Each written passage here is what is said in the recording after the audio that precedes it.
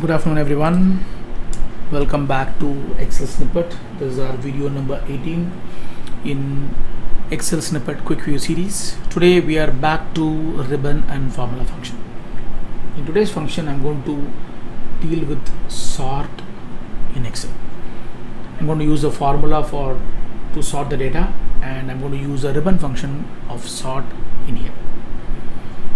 So let's see how to do that. So in a normal point, I want to find out all the negative stocks that I have here. I want to sort them in an ascending or a descending order, whichever way which I want to see it. Wherever I have a stock here, I'm not going to really bother much about it, so I'll take that as it is. If the stocks are going bigger, and if the stocks are bought at the right time, and then the stocks are delivered at the right time, then I don't want to bother much about it. This is a feature that we have in Office 365, and if you are looking for other versions, we don't have a formula of sort by there, so you have to be using them manually. So I'll show you how to use the formula by and then also by the way in which we use the ribbon function. So if you're using Office 365, you don't want to worry about it, so you have this formula with you, sort by. So I'm going to just say equals sort by. Then I'm going to take the whole data here and then log them up and give a comma, and then I'm going to take the data by which I want to sort it in an ascending or an ascending order. I'm going to go for descending order right now. So now you can see that it gives you a descending order for me. And then if I change this to an ascending order, it's going to give you all the negative stocks on top, and the bottom will become better for us. So now we can see that all the negative stocks are coming in an order.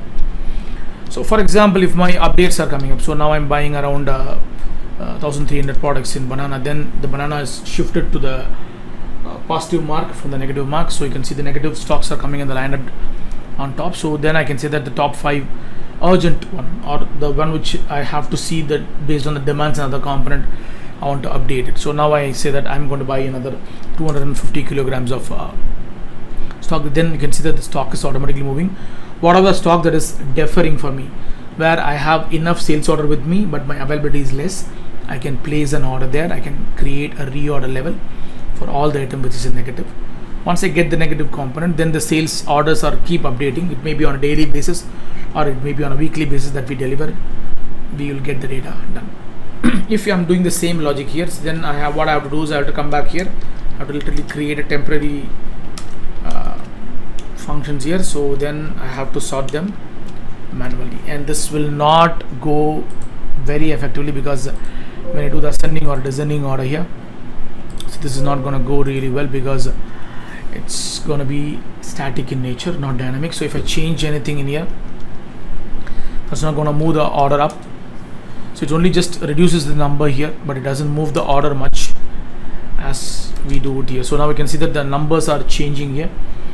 The mangoes have moved down to the line, and then if I add something on the eggplant right now, so I'm going to buy 250 here, then my eggplant is out of the equation on my right hand side, sort by functionality, but here I have to manually just redo this process again and check whether the stocks are all cleared here or how the data are going to go forward.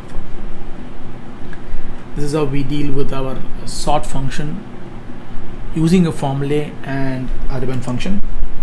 Hope you learned a new way of doing it. The older way, many people would have already done in their routines. Wherever they have a larger data, they will definitely test that. But sort by function is one of the finest functions that we have here.